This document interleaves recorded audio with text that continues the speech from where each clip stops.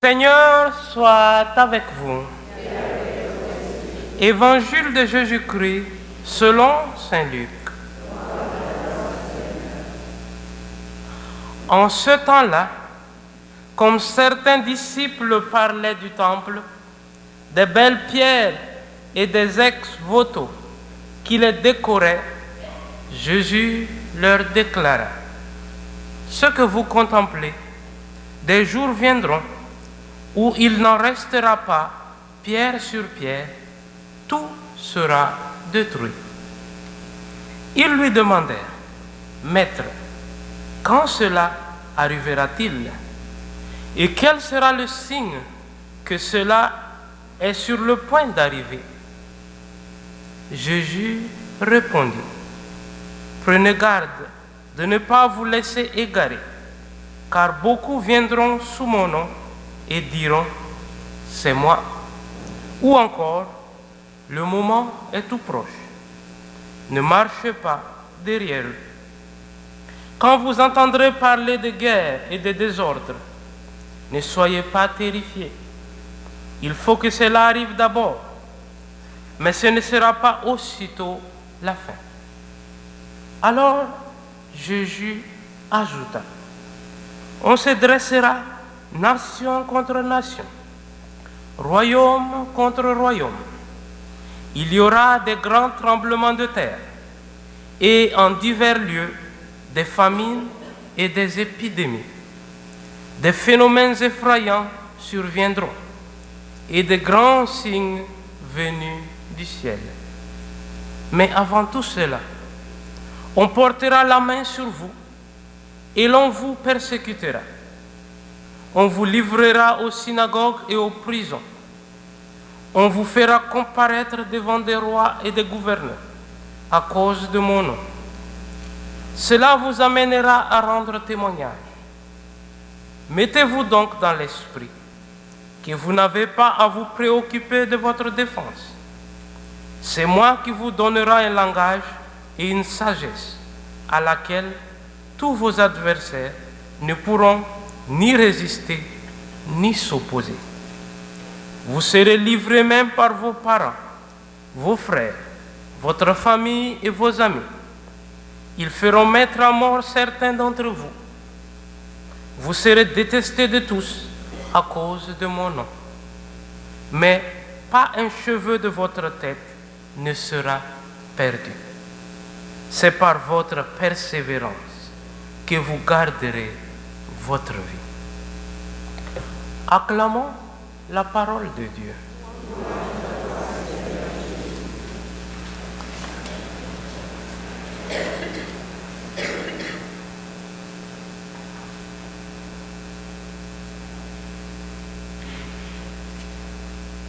Mes frères et sœurs, dans la première lecture d'aujourd'hui, le prophète est en train d'annoncer le fameux jour du Seigneur. Terrible, ça va faire peur. Mais pour tout le peuple d'Israël, c'était l'objet de leur attente.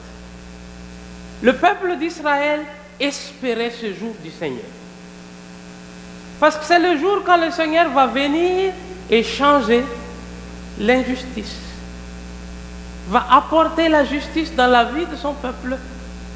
Alors, plus que c'est un moment terrifiant, c'est un temps où Dieu va apporter le salut.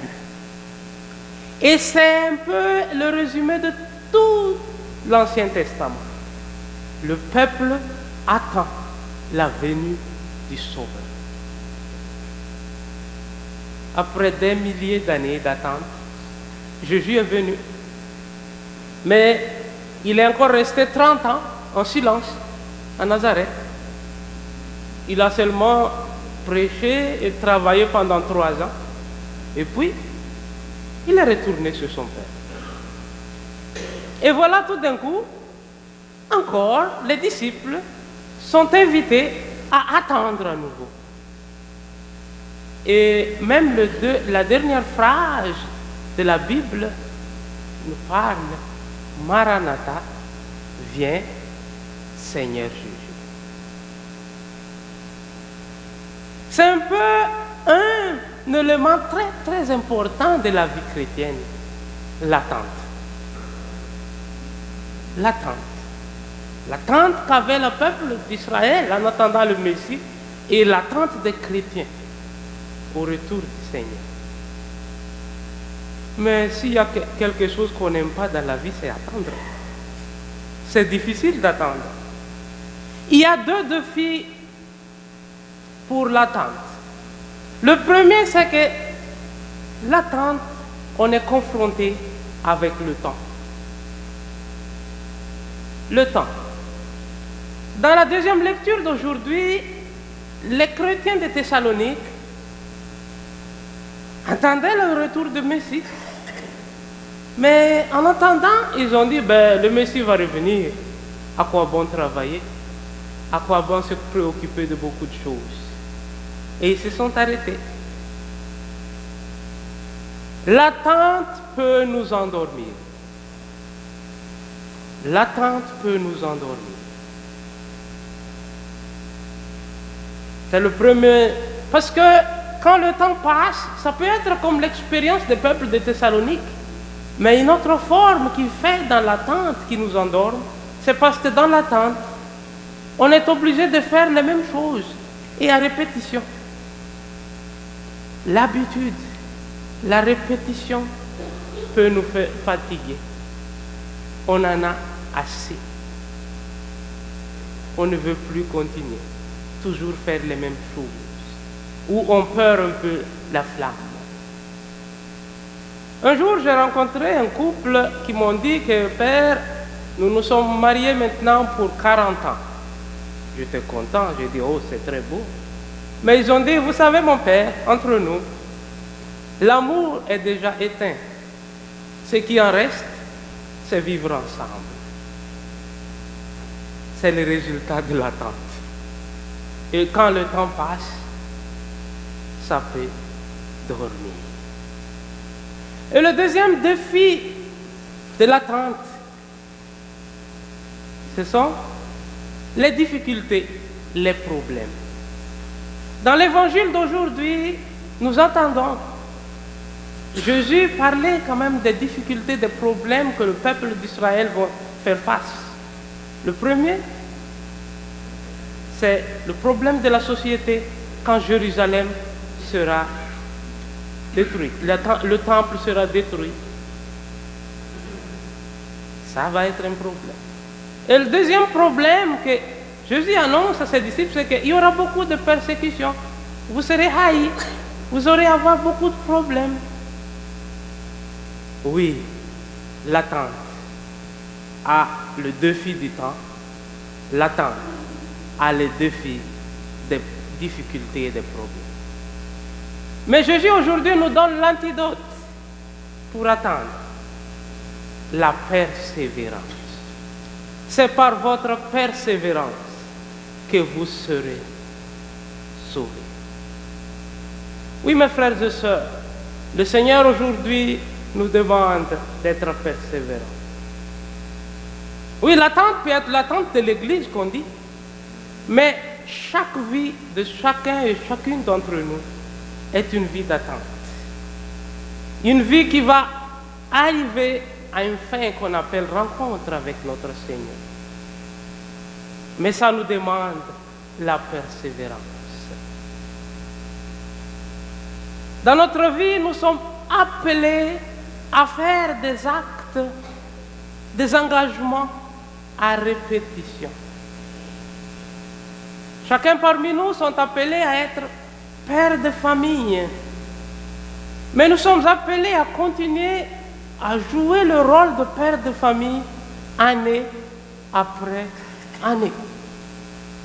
Chacun d'entre nous peut-être est appelé à jouer le rôle de mère de famille. Nous sommes appelés à jouer ce rôle de mère de famille année après année. Mais même comme moi, comme prêtre, je suis appelé à vivre ma vie de prêtrise année après année.